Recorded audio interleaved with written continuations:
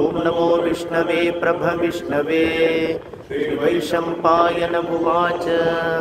श्रुत्वा धर्मान् शेषेण पावनानि च सर्वशः युधिष्ठिरः शान्तनवं पुनरेवाभ्यभाषत उवाच किमेकं दैवतं लोके किं वाप्येकं परायणं स्तुवन्तः कमर्चन्तः प्राप्नुयुर्मानवा शुभम् को धर्मः सर्वधर्माणां भवतः परमो मतः यच्चते जन्तुर्जन्म संसारबन्धनात्। श्रीभीष्म उवाच जगत्प्रभुं देवदेवम् अनन्तं पुरुषोत्तमं स्तुवन्नाम सहस्रेण वर्ततोत्थितः तमेव चार्चयन् नित्यं भक्त्या पुरुषमव्ययम् ध्यायन् स्तुवन् नमस्यश्च यजमानस्तमेव च अनादिनिधनं विष्णुं सर्वेश्वरं लोकाध्यक्षं स्तुवन् नित्यं सर्वदुःखादिगो भवेत् ब्रह्मण्यं सर्वधर्मज्ञं लोकानां कीर्तिवर्धनं लोकनाथं महद्भूतं भूतभवोद्भवम् एष मे सर्वधर्माणां धर्मोऽधिकतमो मतः यद्भक्त्या पुण्डरीकाक्षं स्तवैरर्चेन्नरः सदा परमं यो महत्तेजः परमं यो महत्तपः परमं यो महद्ब्रह्म परमं यः परायणं परित्राणां पवित्रं यो मङ्गलानां च मङ्गलम् दैवतं देवतानां च भूतानां यो व्ययः पिता यतः सर्वाणि भूतानि भवन्त्यादियुगागमे यस्मिंश्च प्रलयं यान्ति पुनरेव युगक्षये तस्य लोकप्रधानस्य जगन्नाथस्य भूपते विष्णोर्नाम सहस्रं मे शृणु पापभयापहम् यानि नामानि गौणानि विख्यातानि महात्मनः ऋषिभिः परिगीतानि तानि वक्ष्यामि भूतये ऋषीणां सहस्रस्य वेदव्यासो महामुनिः छन्दोनुष्टुप् तथा देवो भगवान् देवकीसुतः भवो बीजं शक्तिर्देवकी नन्दनः त्रिसामाविनियुज्यते विष्णुं जिष्णुं महाविष्णुं प्रभविष्णुं महेश्वरम् अनेकरूपदैत्यान्तं नमामि पुरुषोत्तमम् श्रीविष्णोर्दिव्यसहस्रनामस्तोत्रमहामन्त्रस्य श्रीवेदव्यासो भगवान् ऋषिः अनुष्टुप्छन्दः श्रीमहाविष्णुः परमात्मा श्रीमन्नारायणो देवता अमृतांशोद्भवो भानुरिति बीजं देवकी नन्दनस्रष्टेति शक्तिः देव इति परमो मन्त्रः शङ्खबृन्नन्दकी चक्रीति कीलकं शार्ङ्गधन्वागदाधर इत्यस्त्रं रथाङ्गपाणिरक्षोभ्य इति नेत्रं त्रिसामा सामगः सामेति कवचम् आनन्दं परब्रह्मेति योनिः ऋतुसुदर्शनः काल इति दिग्बन्धः श्रीविश्वरूप इति ध्यानम् महाविष्णुप्रीत्यर्थे सहस्रनामपारायणे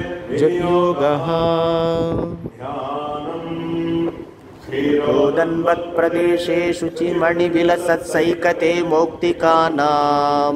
मालाक्लुप्तासनस्थस्फटिकमणिनिर्मण्डिताङ्गः शुभ्रैरभ्रैरदभ्रैरुपरि विरचितैर्मुक्तपीयूषवर्षैः आनन्दीन पुनीयात् हरिनलिनगदा शङ्खपाणिर्मुकुन्दः भूपादौ यस्य नाभिर्व्यदसुलनिरचन्द्रसूर्यौ च नेत्रे कर्णावाशाशिरोद्यौर्मुखमपि दखनो यस्य हस्ते बुद्धिः अन्तस्थं यस्य विश्वं सुरनर सर्वदैत्यैः चित्रं रम्यते तं त्रिभुवनवपुषं नमामि। वासुदेवाय शान्ताकारं भुजगशयनं पद्मनाभं सुरेशं विश्वाधारं गगनसदृशं मेघवर्णं शुभांगं लक्ष्मीकान्तं कमलनयनं योगिरुध्यानगम्यं वन्दे विष्णुं भवभयहरं सर्वलोकैकनाथं।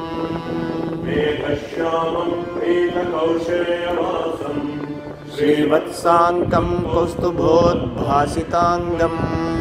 पुण्योपेतं पुण्डरीकायताक्षं विष्णुं वन्दे सर्वैकनाथम्। भूतानाम् अधिभूताय भूभृते अनेकरूपरूपाय विष्णवे प्रभविष्णवे सशङ्खचक्रं सकिरीटकुण्डलं स्फीतवस्त्रं सरसीवीक्षणं सहारवक्षस्थलशोभिकौस्तुभं शिरसा चतुर्भुजम् छायायां पारिजातस्य हेमसिंहासनोपरि आसीनमम्बुदश्यामम् आयताक्षमलङ्कृतं चन्द्राननं चतुर्बाहुं श्रीवत्साङ्कितवक्षसं रुक्मिणी सत्यभामाभ्यां सहितं कृष्णमाश्रये। अथ श्रीविष्णुसहस्रनामस्तोत्रम्।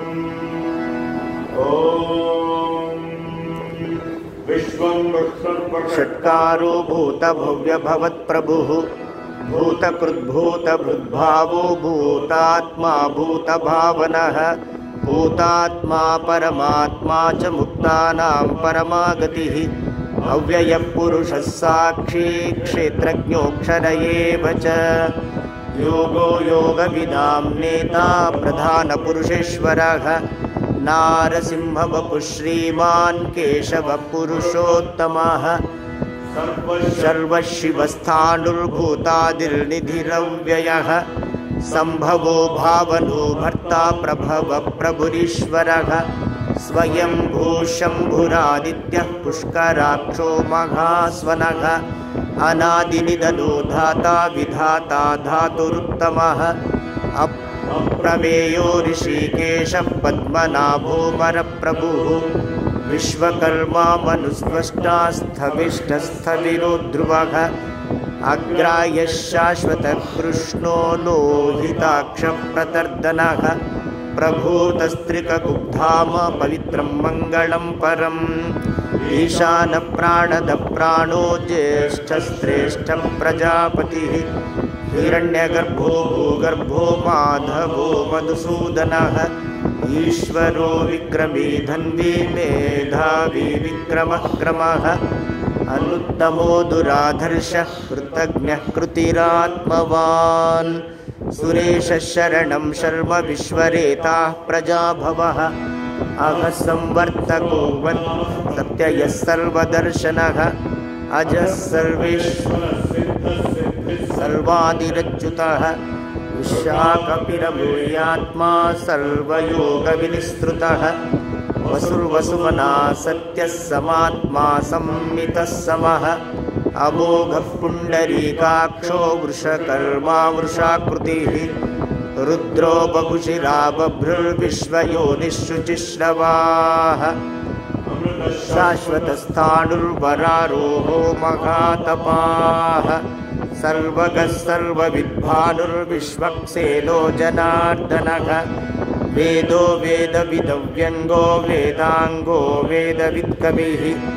लोकाध्यक्षः सुराध्यक्षो धर्माध्यक्षकृताकृतः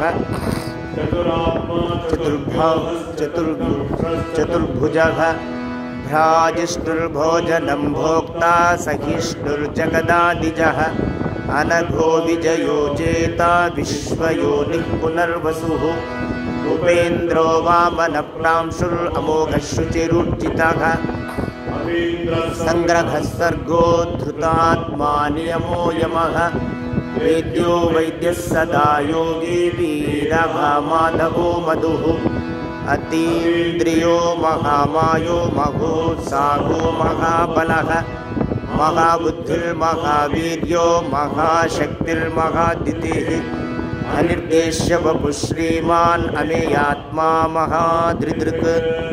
महेश्वासो महीभर्ता श्रीनिवासः सतां गतिः अनिरुद्धः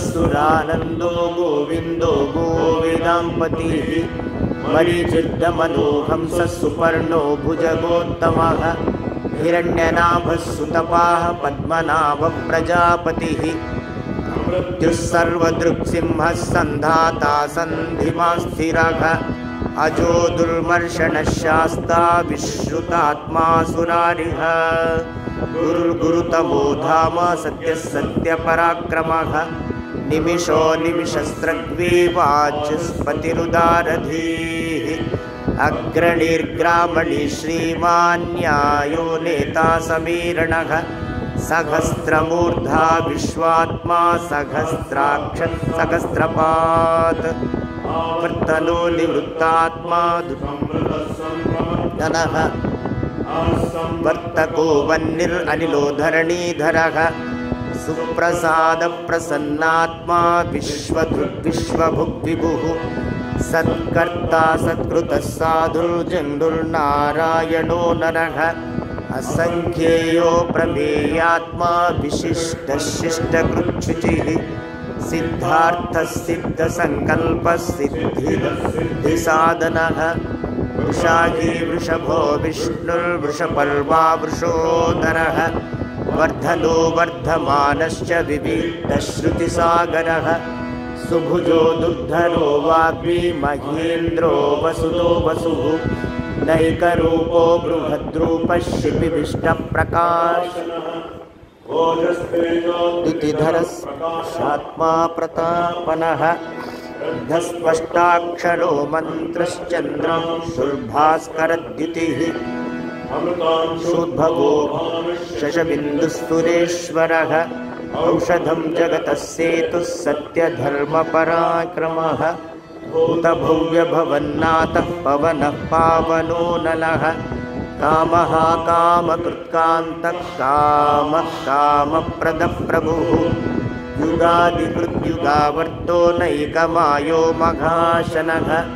अदृश्यो व्यक्तरूपश्च सहस्रजिदनन्तजित् इष्टो विशिष्टशिष्टेष्टः शिखण्डी नघुषो वृषः क्रोधः क्रोधकृत्कर्ता विश्वबाहुर्महैधरः अच्युतः प्रतितः प्राणः प्राणदो वासवानुजः अपां निधिरधिष्ठानम् अप्रमत्तः प्रतिष्ठितः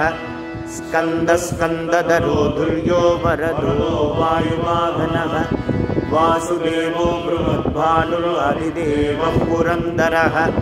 अशोकस्तारणस्तारः शूरः शौरिर्जनेश्वरः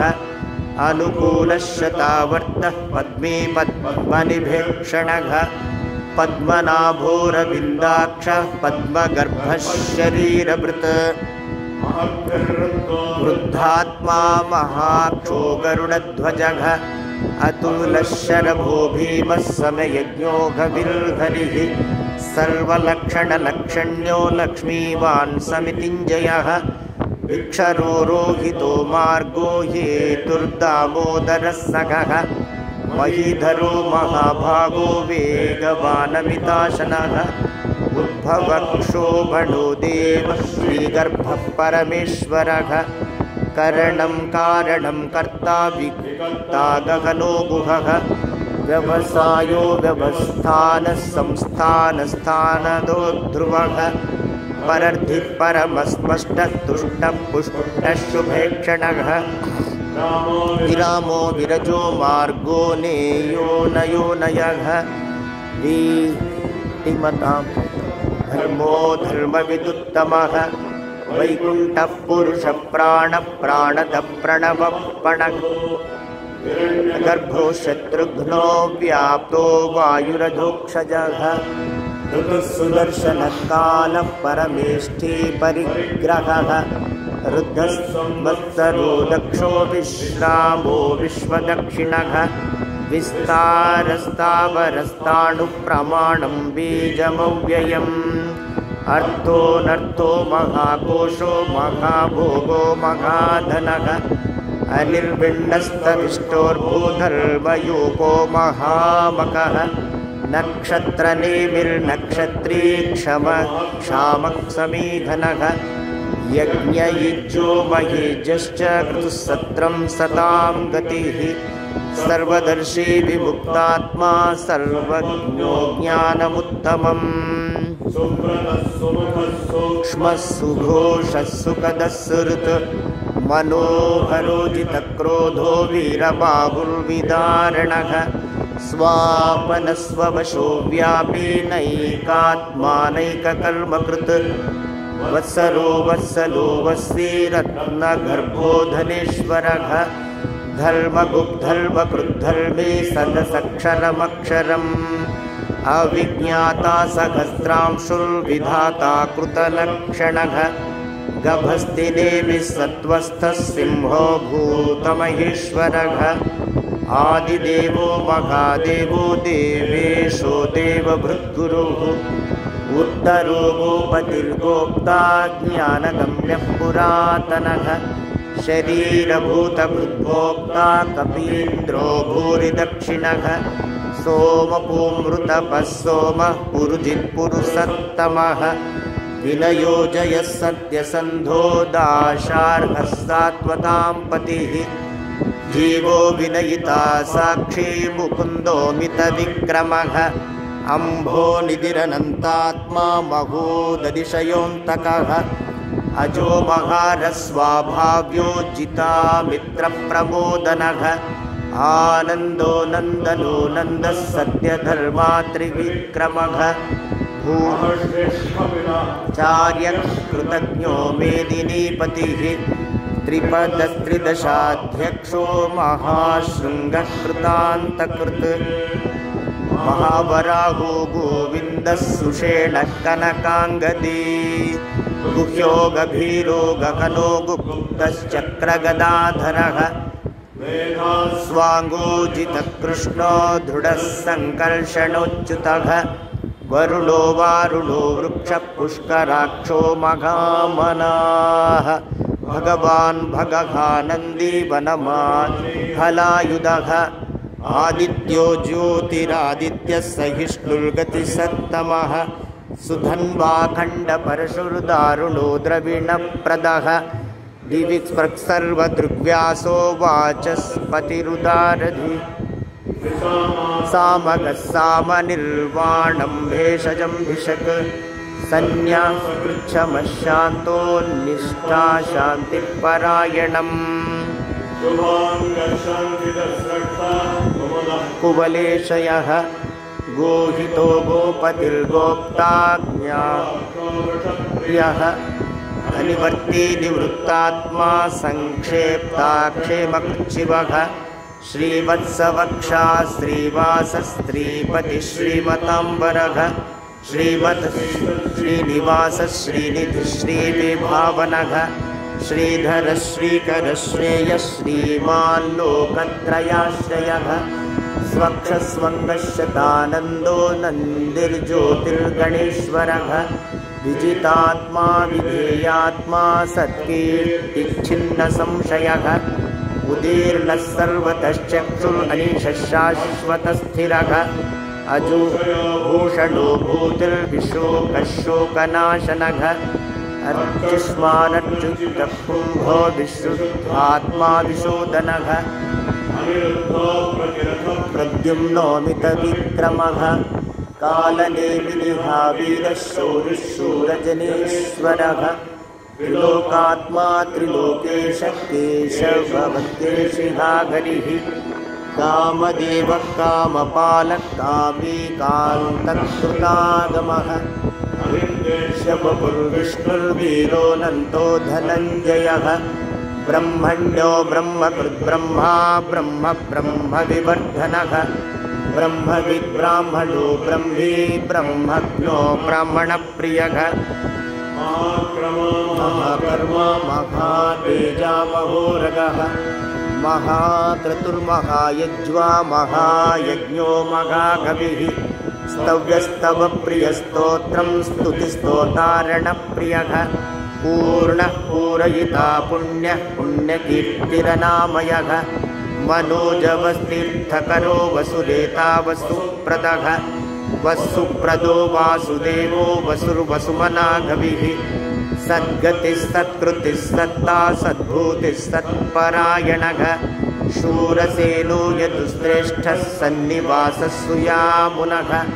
भूता वासो वासुदेवः सर्वासु निलयो नलः दर्पः दर्पदो दृप्तो दुर्धरोऽपराजितः विश्वमूर्तिर्महामूर्तिर्दीप्तमूर्तिरमूर्तिमान् अनेकमूर्तिरव्यक्तः शतमूर्तिः एकोनैकः सवः किं यत्तत्पदमनुत्तमम् लोकबन्धुर्लोकनाथो माधवो भक्तवत्सलः सुवर्णवर्णो हेमाङ्गो वराङ्गश्चन्दनाङ्गदी षट्संज्ञो शूरचलश्चलः अमानीमानदो मान्यो लोकस्वामी त्रिलोकधृक् सुमेधामेधजो धन्यः सत्यमेधाधराधरः तेजो विश्वोद्युतिधरः सर्वशस्त्रभृताम्बरः प्रग्रहो निग्रहो व्यग्रो नैकशृङ्गो गदाग्रजः चतुर्मूर्तिश्चतुर्बाहुश्चतुर्व्यूहश्चतुर्गतिः चतुरात्मा चतुर्व्योमः चतुर्वेदविवेकपात् समावर्तो निवृत्तात्मा दुर्जयो दुरतिक्रमः दुर्लभो दुर्गमो दुर्गो दुराभासो दुरारिः शुभांगो लोकसारंगः सुतन्तुस्तन्तुवर्धनः इंद्रकर्मा महाकर्मा कृतकर्मा कृतागमः उद्भवक्षुलोचनः अर्को वाजसनशृङ्गी जयन्तः सर्वविजये सुवर्णबिन्दुरक्षोभ्यः सर्ववागीश्वरेश्वरः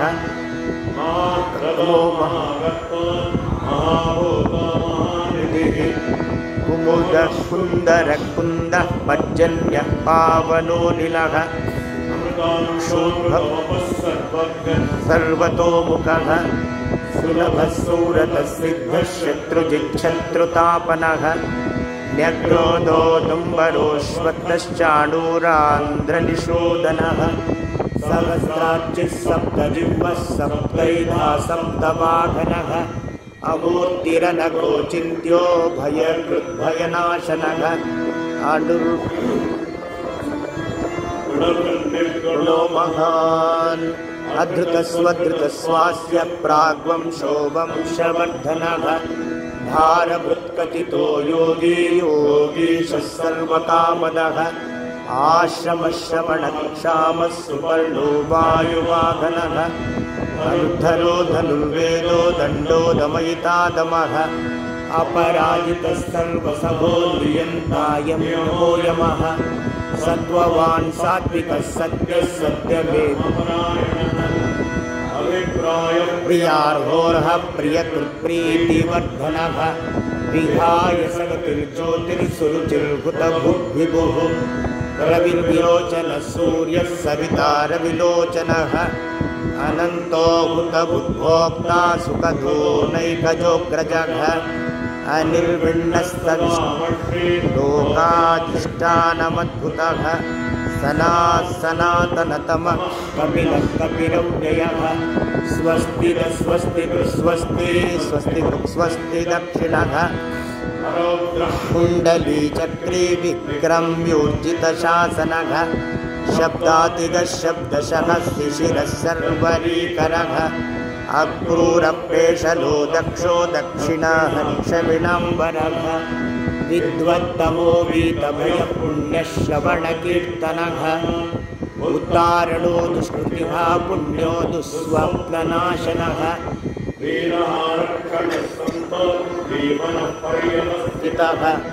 अनन्तरूपोऽनन्तश्रीर्जितमन्युर्भयापहः चतुरस्रो गभीरात्मा विदिशो व्यादिशो दिशः लक्ष्मीसुवीरो रुचिराङ्गदः जननो जनजन्मादिर्भीमो भीमपराक्रमः आधारनिलयो धाता पुष्पहासप्रजागरः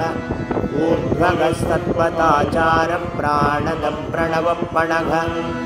प्रमाणं प्राणनिलयः प्राणभृत्प्राणजीवनः तत्त्वं तत्त्वविदेकात्मा जन्ममृत्युजरातिगः भूर्भुवस्वस्तरुस्तारः सविता प्रपितामहः यज्वा यज्ञाङ्गो यज्ञवाघनः यज्ञभुर्यज्ञकृद्यग्नी यज्ञभुग्यज्ञसाधनः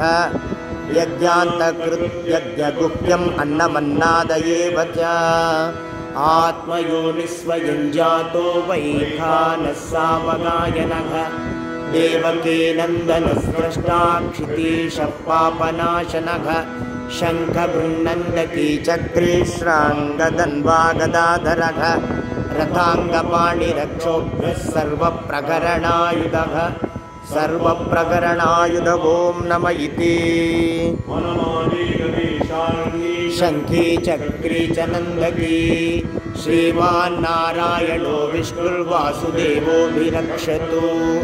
वनमाली ददिशार्ङ्गी शङ्खी चक्री च नन्दकी श्रीमान्नारायणो विष्णुर्वासुदेवोऽभिरक्षतु वनमाली ददिशार्ङ्गी शङ्खी चक्री च नन्दकी श्रीमान्नारायणो विष्णुर्वासुदेवोऽभिरक्षतु श्रीवासुदेवोऽभिरक्षतु ॐ नम इति केशवस्य महात्मनः नाम्नां सहस्रं दिव्यानामशेषेण प्रकीर्तितम् यैदं शृणुयात् नित्यं यश्चापि परिकीर्तयेत् अशुभं प्राप्नुयात् किञ्चित् सोमुद्रेक च मानवः वेदान्तगो ब्राह्मणस्य क्षत्रियो विजयी भवेत् धनसमृद्धस्य शूद्रसुखमवाप्नुयात् कामार्थी प्राप्नुयात् धर्मम् अर्थार्थी चार्थमाप्नुयात् कामानवाप्नुयात् कामी प्रजार्थी चार्थात् प्रजां भक्तिमान् यः सदोत्थाय शुचिस्तद्गतमानसः सहस्रं वासुदेवस्य नाम्नामेतत् प्रकीर्तयेत् याति ज्ञानान्यमेव च अचलां श्रियमाप्नोति प्राप्नोत्यनुत्तमम् उचिताप्नोति तेजश्च विन्दति भवत्यरोगो द्युतिमान् बलरूपगुणान्वितः रोगार्तो मुच्यते रोगात् बद्धो मुच्येत बन्धनात् भयान्मुच्येत भीतस्तु मुच्येतापन्न आपदः यतितरत्याशु पुरुषः पुरुषोत्तमम् भक्तिसमन्वितः वासुदेवाश्वतोः वासुदेवमहनः ब्रह्म सनातनं न वासुदेव भक्तानाम् अशुभं विद्यते क्वचित्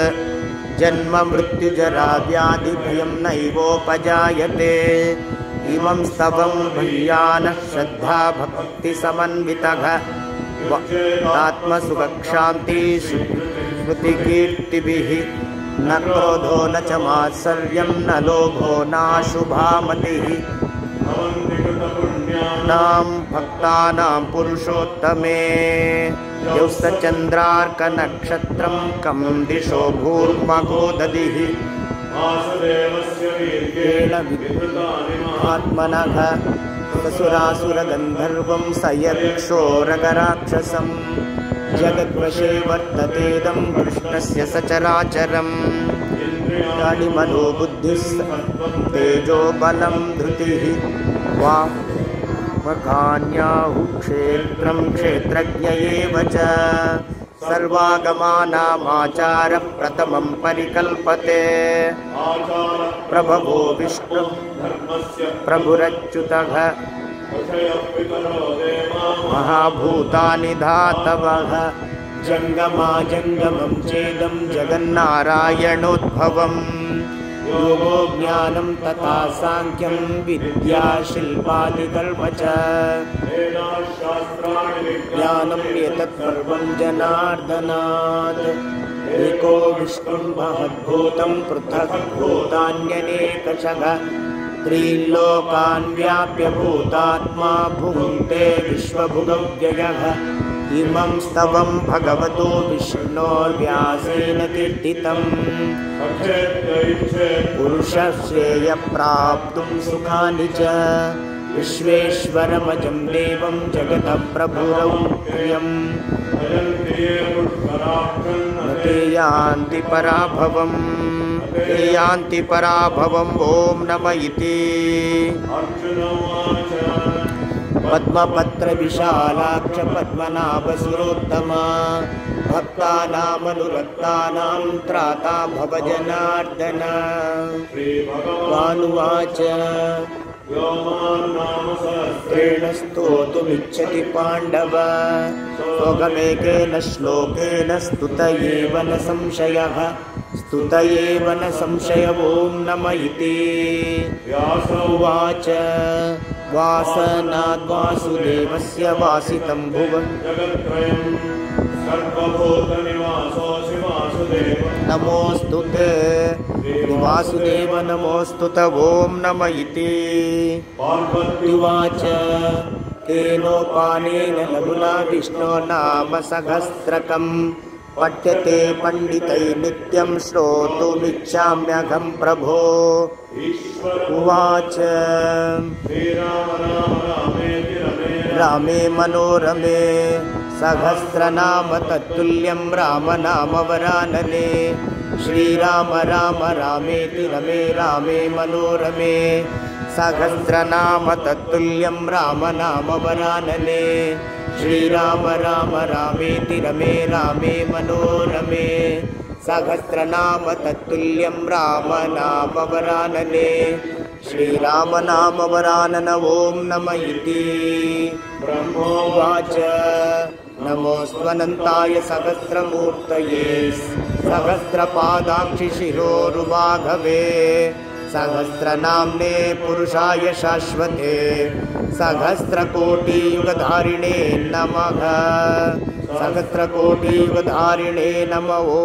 नमः इति यत्र योगेश्वरः कृष्णो यत्र पार्थो धनुर्धरः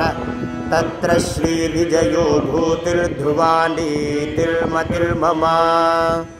भगवानुवाच चिन्तयन्तो मां ये जना पर्युपासते तेषां नित्याभियुक्तानां योगक्षेमं वहाम्यहम् परित्राणाय साधूनां विनाशाय च दुष्कृतां धर्मसंस्थापनार्थाय सम्भवामि युगे युगे आर्ता विषण्णा शिथिलाश्च भीताः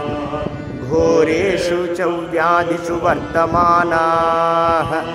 संकीर्त्य नारायण शब्दमात्रं विमुक्तदुःखा सुखिनो भवन्ति कायेन वाचा मनसेन्द्रियैर्वा बुद्ध्यात्मना वा प्रकृते स्वभावात् करोमि यद्यत् सकलं परस्मै नारायणायेति समर्पयामि श्रीमन्महाभारते शिक्यां शासनिकपर्वणि युधिष्ठिरसंवादे विष्णुसहस्रनामस्तोत्रं यदक्षरपदभ्रष्टं मात्राहीनं च यद्भवेत् तत्सर्वं क्षम्यतां देव नारायण नमोऽस्तु ते विसर्गबिन्दुमात्राणि पदपादाक्षराणि च न्यूनानि चातिरिक्तानि क्षमस्व पुरुषोत्तमा प्रियतां पुण्डरीकाक्षः सर्पयज्ञेश्वरो हरिः तस्मिन् स्तुष्टे जगत् सन्तुष्टं प्रीणितं जगत्। ॐ शान्ति शान्ति शान्तिः। हरिः ओम तत्सत्। श्रीरामकृष्णार्पणमस्तु।